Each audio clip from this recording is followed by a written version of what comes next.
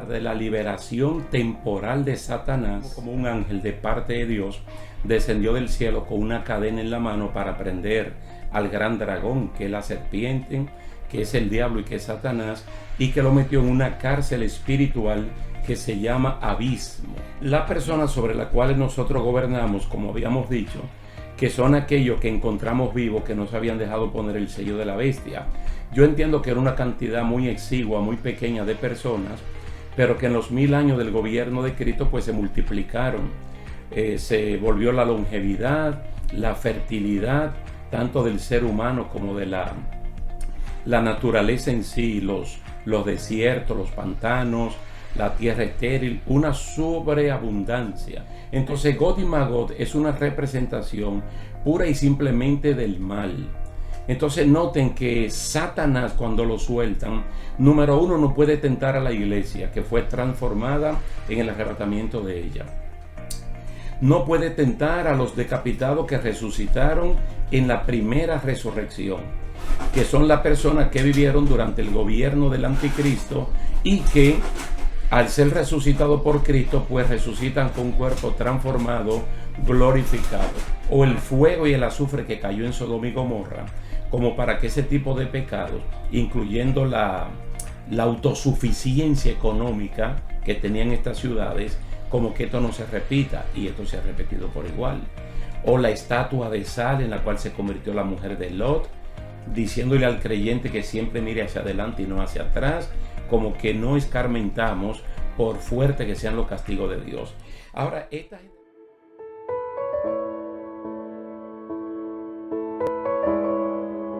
Hola, ¿qué tal? Dios le bendiga, estimados hermanos. Aquí estamos de nuevo en este fascinante viaje por la agenda escatológica de Dios, estudiando el orden de los tiempos. Hoy vamos a continuar exactamente en la última parte donde quedamos, en la segunda resurrección. Ya vimos, en base al capítulo 20 del libro del Apocalipsis, que llegó el final de la humanidad. Se predicó el evangelio a toda criatura y en cumplimiento de Mateo 24, la última señal antes de Dios destruir el cielo y la tierra es la predicación del evangelio. Literalmente se tiene que cumplir Hebreo 9:27, que está establecido que todo hombre muera.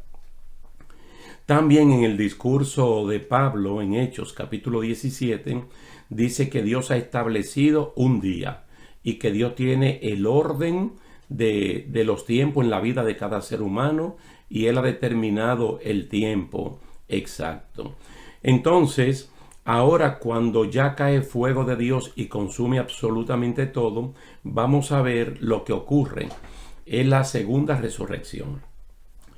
De los muertos o de los que murieron con salvación durante el gobierno milenial de Jesucristo, sea por vejez y no por pecado, más los que según Isaías capítulo 66 murieron porque llegó el fin de todas las cosas, mas todos los muertos acumulados por años resucitan para ir al juicio del gran trono blanco. Esto es lo que se llama la segunda resurrección. ¿Qué dijimos anteriormente? Que entre la primera y segunda resurrección hay un periodo de 1000 años. Y esos 1000 años son el gobierno de Jesucristo. Que una vez más le vuelvo a decir que Cristo con la iglesia y con todos aquellos que en el gobierno del anticristo fueron decapitados por el testimonio y la palabra de Dios, que fueron resucitados en la segunda venida visible, entonces gobernamos, reinamos literalmente con Cristo por 1000 años. ¿Sobre quiénes? Sobre una cantidad muy mínima de personas que encontramos que no adoraron a la bestia, no se dejaron poner la marca o el sello, incluyendo muchos judíos que de manera milagrosa fueron preservados en el desierto. Entonces esta persona, como dijimos anteriormente, reciben la bendición de la longevidad, de la fertilidad, pero estos cuerpos no tienen vida eterna porque no están transformados. Por eso es que ellos mueren, porque ese punto de Hebreos 9:27, que vuelvo a insistir, es que todo humano debe morir, exceptuando aquellos que son arrebatados vivos en el arrebatamiento de la iglesia. La parte A de Apocalipsis 24 dice, pero los otros muertos no volvieron a vivir hasta que se cumplieron los 1000 años. Yo no creo que esto esté difícil entenderlo, porque nosotros venimos hablando de resucitados desde el arrebatamiento de la iglesia. ¿Qué muertos son levantados en el arrebatamiento de la iglesia? Los muertos en Cristo. Y Cristo como tal no es una entidad propia del Nuevo Testamento, sino que Jesucristo también es parte del Antiguo Testamento, porque la salvación es mediante la fe, y la fe es única. Es la fe que ha sido dada a los santos, comenzando por Abel, que claramente lo dice Hebreos capítulo 11. Entonces, toda esta persona que mueren en Cristo, Antiguo Testamento, Nuevo Testamento y tiempos modernos, todo el que muera en Cristo es de Cristo. Entonces, Cristo viene a buscar lo que es de Él, que ya lo explicamos en el arrebatamiento de la iglesia. Luego, en su segunda venida visible, que coincide con la batalla del Armagedón, cuando Cristo hace lo que tiene que hacer allí, que atrapan al falso profeta, a la bestia, lo mandan al lago de fuego, a Satanás lo atan y lo meten en una cárcel que se llama el abismo, entonces Cristo resucita a todos aquellos que murieron durante el gobierno del anticristo y que murieron mayormente decapitados. Entonces, los demás muertos pues se siguen acumulando. ¿Hasta dónde? Hasta el cumplimiento de Apocalipsis 24. Pero los otros muertos no volvieron a vivir hasta que se cumplieron 1000 años. En el juicio del gran trono blanco aparecen, muy importante este dato, el libro de la vida. ¿Para quiénes aparece allí el libro de la vida? Los muertos de Dios son multiplicados, es decir, son resucitados para salvación. Estamos citando la parte de Isaías donde él habla de que en el día del juicio de Dios, con fuego él va a talar, él va a hacer juicio y va a matar al bueno y al malo, al que se santifica y al que no se santifica, porque le llegó el momento de Dios destruir los cielos y las tierras y las obras que hay en la tierra.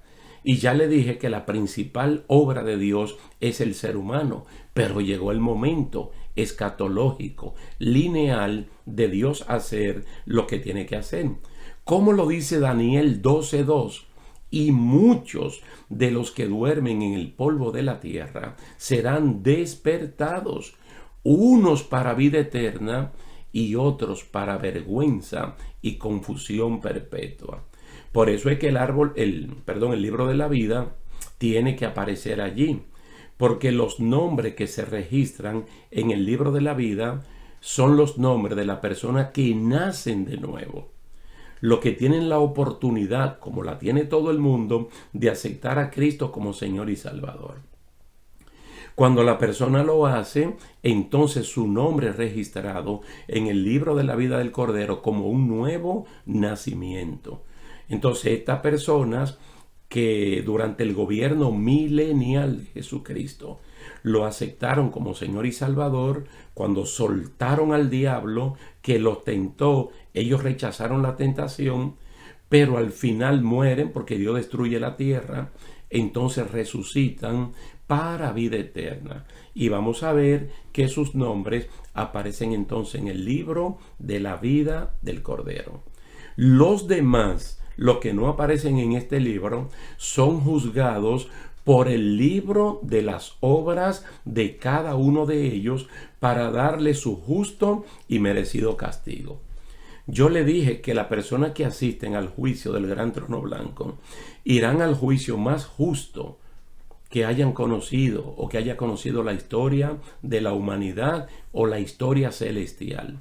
Porque mire qué interesante que allí se habla del libro de las obras de cada persona, donde debe estar escrito absolutamente todo, de tal manera que cuando Dios juzgue a la persona, ni la misma persona ni Dios tengan que soltar una lágrima de pena o de tristeza, sino que la persona con pleno convencimiento sabe que lo que le toca es el lago de fuego. Y Dios sabe que se va a separar eternamente y para siempre de una criatura que Él la hizo, no con la intención de que se perdiera, sino con la intención de que se salvara, pero por sus obras. Todo lo que se siembra, eso es lo que se cosecha. Entonces, mire lo que dice Judas, capítulo único, verso 14 y 15.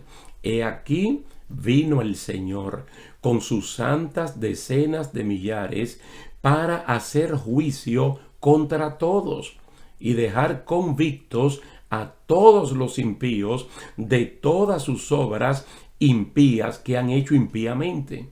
3 veces se repite la palabra impío. Y de todas las cosas duras que los pecadores impíos, 4ª vez, han hablado contra él. Es decir, ellos van a quedar plenamente convencidos, porque se va a hacer un juicio donde ellos van a entender que Dios lo que le está diciendo es exactamente la verdad, porque le va a sacar como ese video de su vida. Ahora vamos a verlo como está en Apocalipsis capítulo 20, verso 11 al 15, que yo creo que es la parte central de esta sección que nos toca. Oiga cómo Juan lo presenta.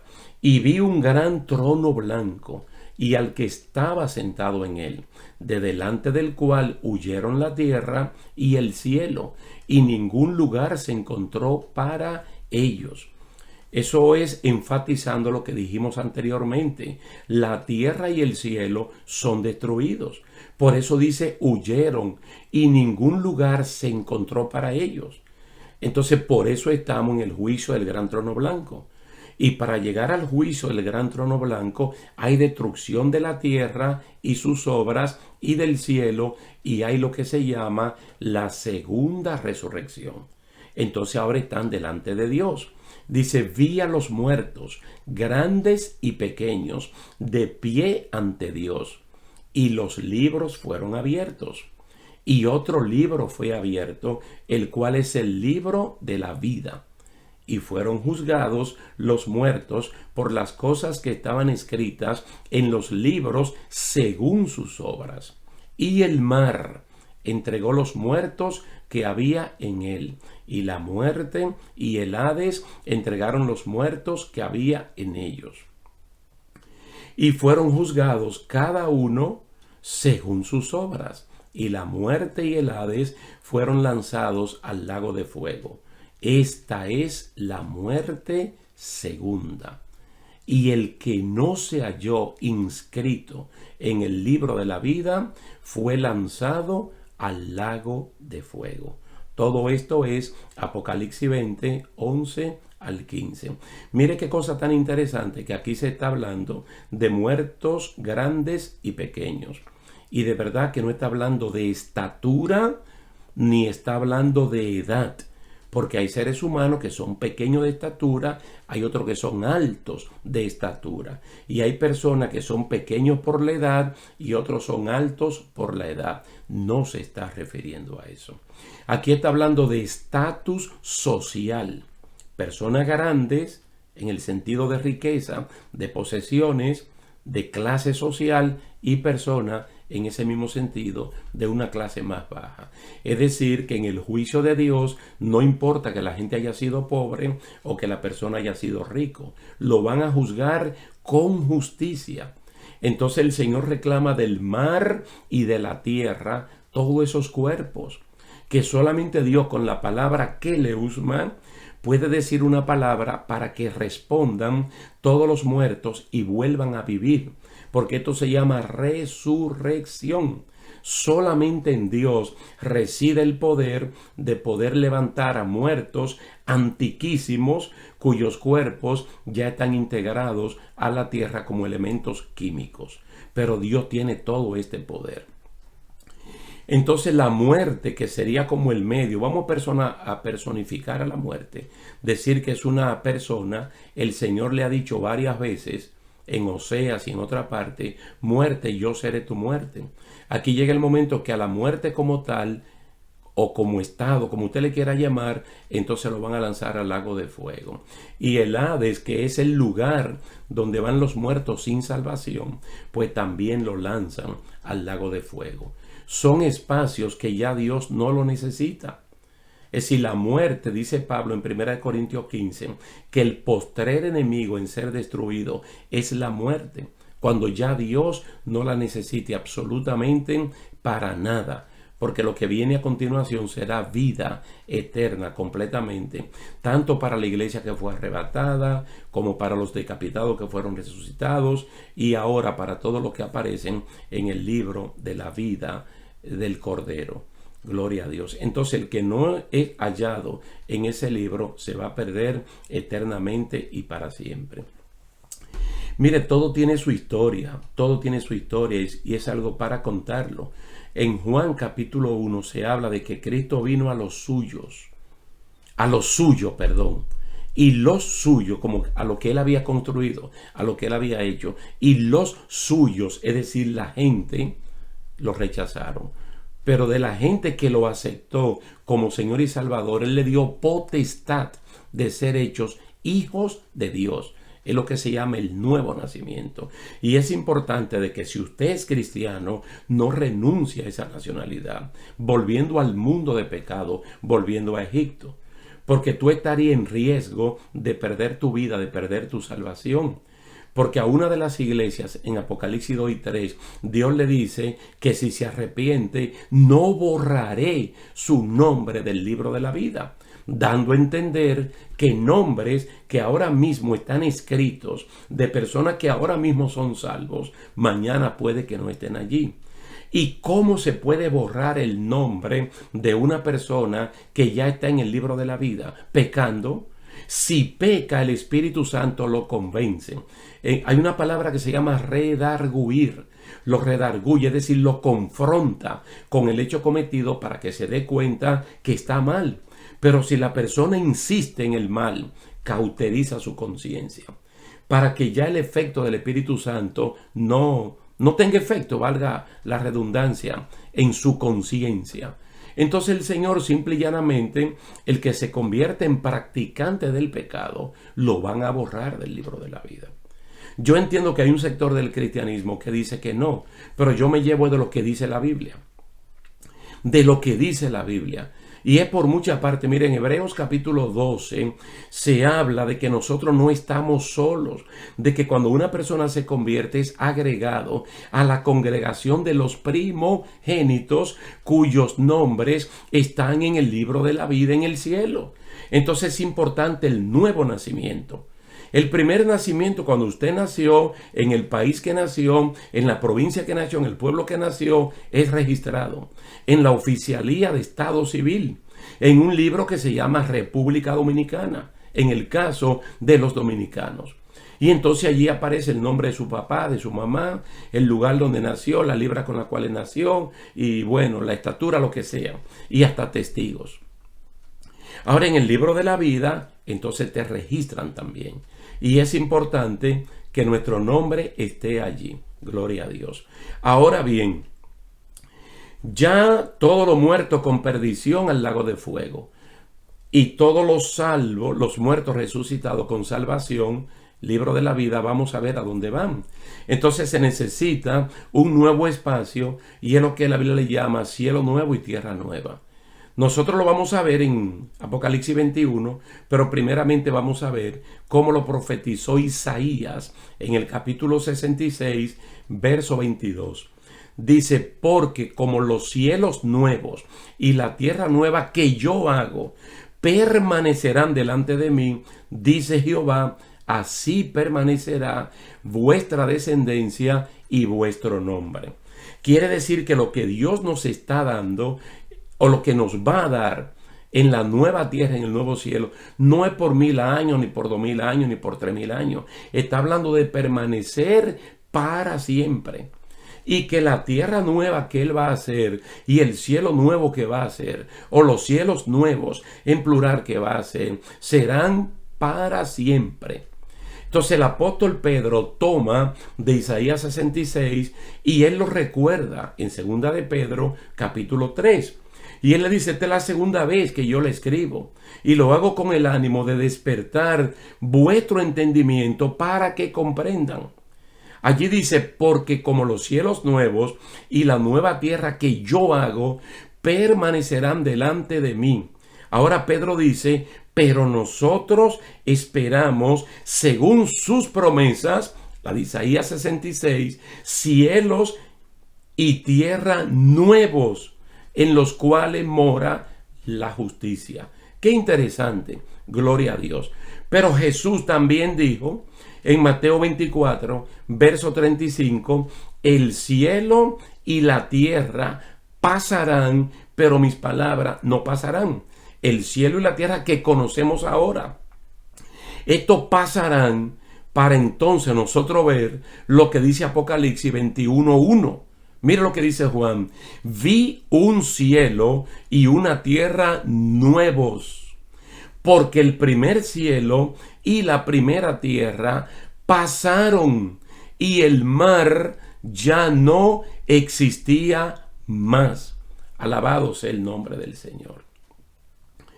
Entonces aquí nosotros vemos un cumplimiento fiel, solamente partiendo de Isaías 66, pasando por Mateo 24, pasando por Segunda de Pedro capítulo 3 y llegando a Apocalipsis 21, es tan notorio, es tan destacado lo que Juan ve allí, porque él dice, vi un cielo y una tierra nuevos.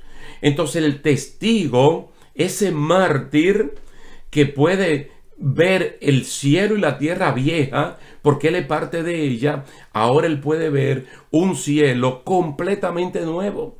Él puede ver una tierra completamente nueva. ¿Y qué es lo primero que él destaca? ¿Qué es lo primero que él nota de la nueva creación de Dios? Que el mar, los océanos ya no existen más. Y es un dato interesante porque de la tierra actual, la tierra que nosotros conocemos en este momento, la superficie de la tierra está cubierta en una 2/3 parte por agua del mar, de los océanos, de los mares. Entonces dice que en la nueva tierra no va a existir el mar. Entonces va a ser algo espectacular que más adelante nosotros vamos a explicar con lujo de detalles todas las cosas que él logra ver allí. Pero él va a distinguir dos cosas. Número uno, el mar, que ya no existe. Y luego va a hablar de una ciudad cuyo arquitecto y constructor es Dios, que va a venir del cielo donde mora Dios a la nueva tierra y se va a constituir como la capital de esta nueva creación. Pero esa será probablemente la última parte que nosotros tengamos que hablar.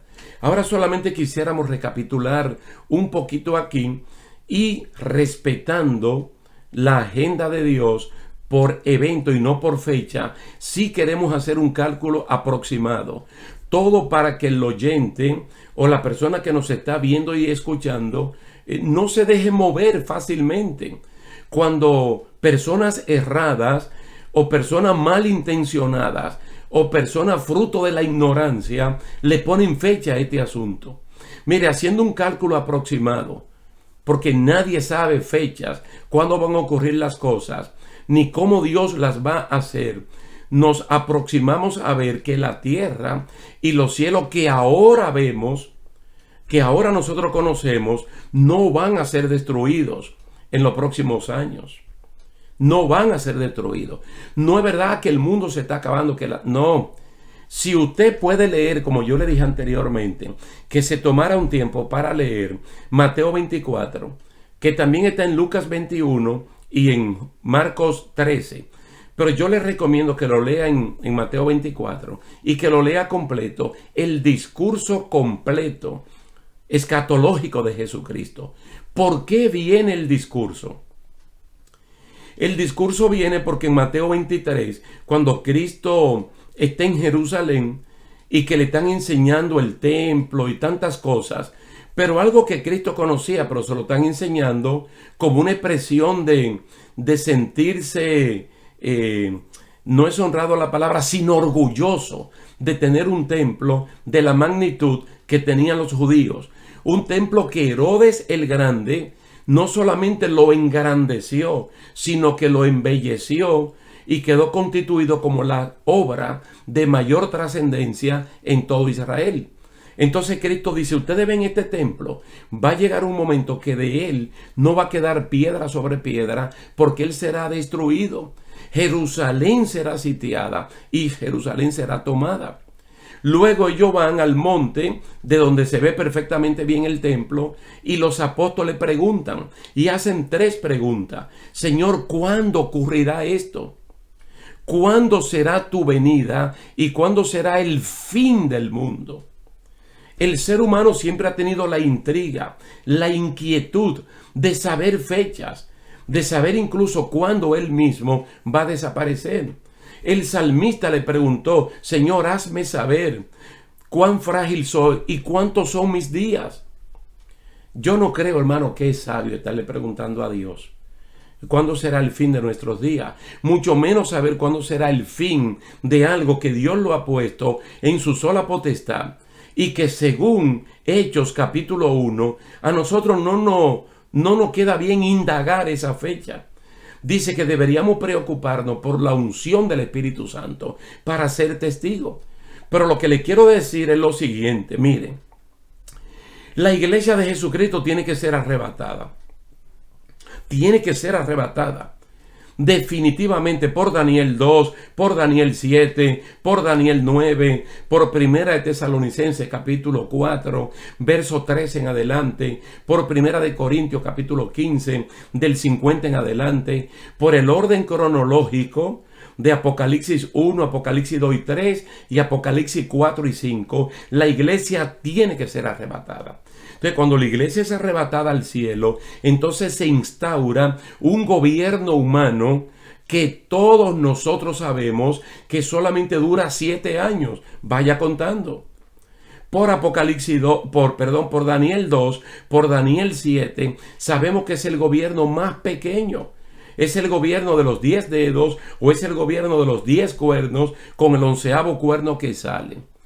Entonces, un gobierno de 7 años, porque todo Apocalipsis nos habla de 1260 días 2 veces, o de 42 meses, o de tiempo y medio tiempo, o de 3 años y medio. Son 7 años que dura este gobierno. Entonces ya la iglesia tiene 7 años que fue llevada al cielo. Luego viene con Jesús en la segunda venida visible. ¿Y cuántos años vivimos en esta tierra? Gobernando en ella, cumpliéndose literalmente Isaías 35 y la parte de Apocalipsis 20, 1000 años. 1000 años, clarito lo dice. Mira, esto no es alegórico, no es alegórico. Esto es literal, esto es histórico, esto es palpable.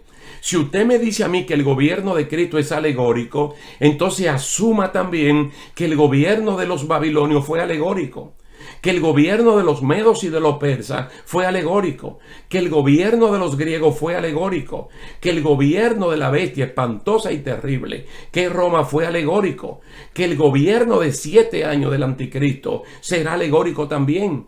Lo que son es reinos históricos. Y da pena que un sector bien pensante del cristianismo, porque una persona del siglo XVI dijo que esto es alegórico y que Cristo reina como soberano, y que si Cristo ha de reinar por 1000 años, esto anula su soberanía. Muchas personas, porque este individuo, una persona de mucho respeto, lo dijo, eso es verdad, y él estuvo equivocado. Porque de la persona que yo le estoy hablando, él pudo comentar todos los libros de la Biblia, pero no comentó el libro del Apocalipsis. ¿Y sabe por qué no comentó el libro del Apocalipsis? Porque si él lo comentaba, todo lo que había dicho anteriormente, iba a tener que arreglarlo. Eso no es alegórico, eso no es un lenguaje figurado. Estamos hablando de algo literal. Según las palabras que el ángel Gabriel le dijo a María, no son cosas espirituales, son cosas literales. O Cristo es, como dicen los docetistas, una apariencia, o Cristo fue real. ¿Qué fue lo que el ángel le dijo? Tú saldrás embarazada. Ella salió embarazada. Tú tendrás un hijo varón. No tuvo una niña. No tuvo mellizo, no tuvo trillizo. Tuvo un varón. Él será grande. Él fue grande. Él fue llamado Hijo del Altísimo. Fue llamado Hijo del Altísimo. Pero también el ángel dijo, él se va a sentar en el trono de David, su padre. Entonces Cristo tiene que reinar 1000 años. Y se va a cumplir que esa piedra no cortada con mano de hombre, como dice Daniel capítulo 2, dice, y esa piedra va a crecer y se va a hacer un monte que llenará toda la tierra. Es el único gobierno que verdaderamente será mundial, centímetro a centímetro, el de Jesucristo. Entonces, ¿qué dice? Que a los 1000 años van a soltar al diablo por breve tiempo, va a tentar, va a encontrar personas que se van detrás, van a rodear el campamento y la ciudad amada, que es Jerusalén, la actual, la terrenal, y fuego de Dios va a caer. Entonces, ahí será destruida la tierra. Estamos hablando entonces mínimo de 1007 años a partir del momento que la iglesia es arrebatada. El énfasis de una predicación seria, de una predicación honesta, no debe ser el fin del mundo, por ningún lado. No debe ser el fin del mundo, sino la santificación de los creyentes, el arrepentimiento de los pecadores. En el orden de los tiempos, esto es lo primero. Entonces no deberíamos comenzar por lo último, sino por lo primero. Y lo primero es que si usted es cristiano, solo le queda un solo camino, que es santificarse como Cristo es santo. Porque el que tiene la esperanza de que Cristo viene, se santifica. Se santifica. No hace como Cristo mencionó una parábola que algunos dicen, mi Señor tarda. Y como mi Señor tarda, comienzan a emborracharse. Y allí el Señor pone el emborracharse como sinónimo de todas las contaminaciones. Y cuando esta persona está contaminada, entonces maltrata al que se santifica. Y dice, pero vendrá el Señor a la hora que estos individuos no saben y los va a castigar. Entonces, en este orden, lo importante es que el que no conoce a Cristo se arrepienta. Por lo tanto, la iglesia tiene que cumplir su misión y no perderse en el asunto de fechas. Y que cuando el diablo levanta uno de sus instrumentos dentro o fuera de congregaciones, poniendo fecha, no pierda su tiempo en eso. Y siga concentrado en lo que dice Hechos capítulo 1. Ustedes reciben poder para ser testigos en Jerusalén, en Judea, en Samaria y hasta lo último de la tierra. Bendito sea el nombre del Señor. Vamos a dejarlo hasta aquí. Y yo creo que en la próxima oportunidad será la parte final, donde queremos con lujo de detalles hablar de esa ciudad nueva, cuyo arquitecto y constructor es Dios.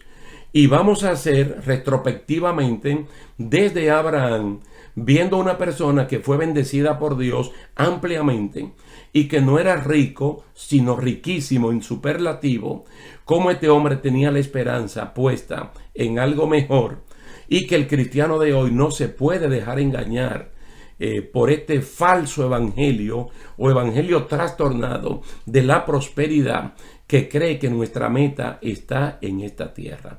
Así que vamos a dejarlo hasta aquí, dándole las gracias a Dios y a ustedes por la atención prestada y deseándole que podamos vernos en la próxima ocasión. Dios le bendiga, Dios le guarde y hasta la próxima.